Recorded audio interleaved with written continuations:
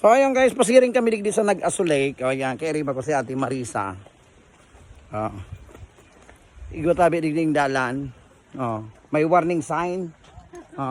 Dahil tabi hindi paglingawan, dahil magpara swimming diyan, baka tabi ka kung magka-baraklasan. Normal lang over sa kalubo. Dahil man siya nag-asongon yan. Hindi siya maldang niya ngunyan. Bakong araw duman sa inang marang. Nandun yung lahat ng init sa inang marang. Gari pala siya pool. Dahil man pwede siyang karigusan. Pinaro manggay din eh. Bala kagkabot mo.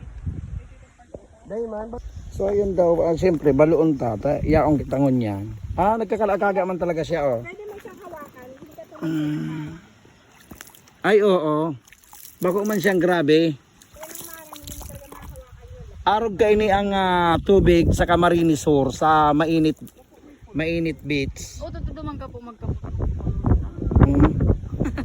Ay kakalakagaw to sa tao.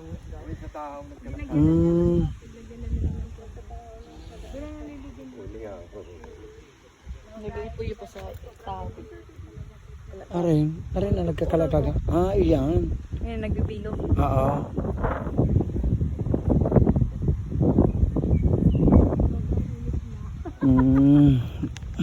Ayan guys, na ano pa.